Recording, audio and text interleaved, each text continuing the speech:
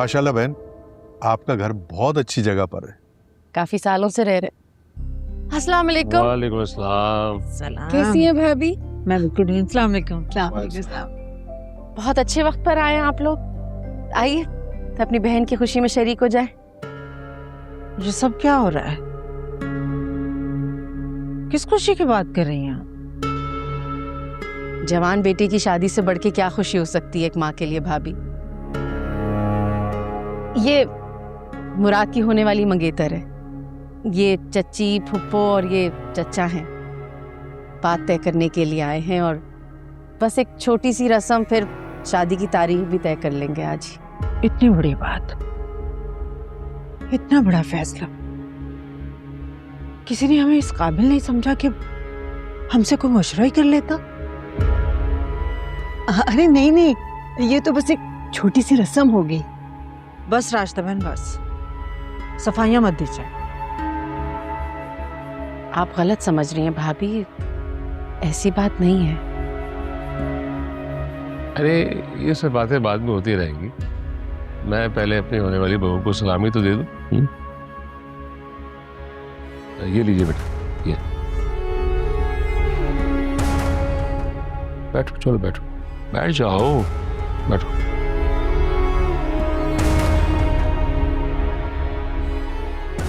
पहली दफा मुलाकात हो रही है, लोगों से क्या सोचेंगे बारे बारे। थोड़ी देर पाल के बात करो। ये तो बहुत बुरा हो जाएगा, कुछ करो। बड़ी अम्मी को भी पता नहीं इन दोनों ने क्या बोला है, वो भी डाउटफुल हो गई है मुझे लेके। हैं? उन्होंने तुमसे कुछ पूछा है क्या? नहीं, डायरेक्टली तो उन्होंने कुछ नहीं बोला, लेकिन अब्बू कह रहे थे कि इन दोनों को अपनी कोई कमजोरी नहीं देना, होशियार रहना। तो इसका मतलब तो ये हुआ ना कि तुम्हारे अब्बू तुम्हारे साइड पे हैं, तो तुम अपसेट किस बात के नहीं हो? अपसेट कैसे ना हो यार, ये दोनों मियाँ बीवी मेरे रास्ते की दीवार बनते जा रहे हैं। ना खुद चैन से जीते हैं, ना मुझे जीने दे रहे हैं। घर भी नहीं जाते अपने। क्या फरा, ये तो एक मामूली दीवार है, तो पहाड़ गिरा सकती हो, कि दीवार तुम्हारा कुछ नहीं बिगाड़ सकती। लेकिन कोई तरीका भी तो समझ आए। तरीका तो मैं तुम्हें बताऊंगी ना, ऐसा तरीका कि सांप भी मर जाए और लाठी भी ना टूटे। वो कैसे?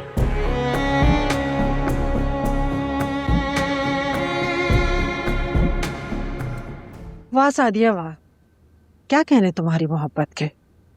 वैसे तो हर वक्त अपने भाई की मोहब्बत के दम भरती हो, और इतना बड़ा फैसला खुद ही कर लिया। भाभी, मेरी मोहब्बत का मेरे फैसले से क्या ताल्लुक है? और जहां तक भाईजान की बात है, मैं आज भी उनकी बहुत इज्जत करती हूँ और उनसे बेलौस मोहब्बत करती हूँ, और अपने खानदान का सबसे बड़ा भी समझती हो, मगर करोगी हमेशा की तरह अपनी मर्जी। भाईजान, आप समझाएं भाभी को, ये क्या बातें कर रही हैं? अगर मैंने अपने बेटे की शादी का फैसला ले लिया है तो इसमें क्या गलत किया है? क्या फर्क पड़ता है इससे? फर्क पड़ता है सादिया, बहुत फर्क पड़ता है। तुम्हारे इस फैसले ने तुम्हारी नीयत के खोट को साफ जाहिर कर दी। बस करो तुम दोनों, ये कोई वक्त है ये बातें करने का? बाहर मेहमान बैठे क्या सोच रहे होंगे हमारे बारे में? बाहर आए आप दोनों।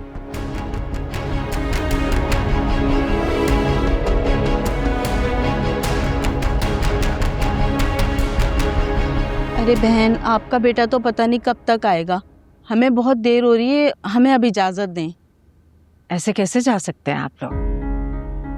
हमने आपकी बेटी को देख लिया, शगुन भी डाल दिया।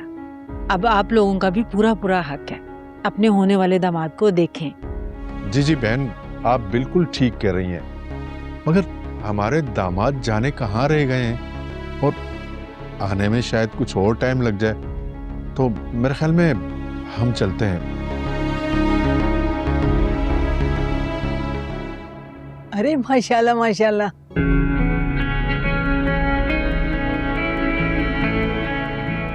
भैया आ जाए।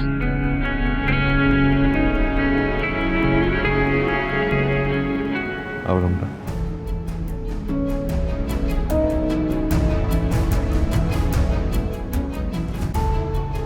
ये कौन है मुराद?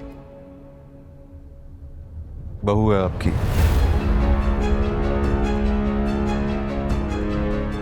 रमला, रमला मुराद।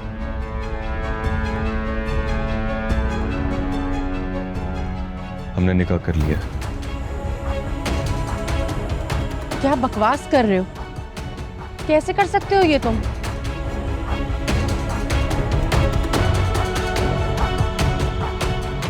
जैसे तुमने किया था माजी में वैसे ही। राशिदा बहन, ये सब क्या हो रहा है? आपने हमें यहाँ जलील करवाने के लिए बुलाया था? नहीं नहीं भाई, अल्लाह ना करे मैं आपको क्यों जलील करवाऊंगी। हजारों रिश्ते करवाए मैंने, कभी भी ऐसा नहीं हुआ। ये तो बस दोस्ती की वजह से मैं खुद जलील हो गई हूँ। मैं आपसे माफी चाहती हूँ। माफी तो सादिया बेगम को मांगनी चाहिए, जहां मौजूद हर उस शख्स से जिसकी इज्जत नफ्स इसकी अना की वजह से मशरू हुई है।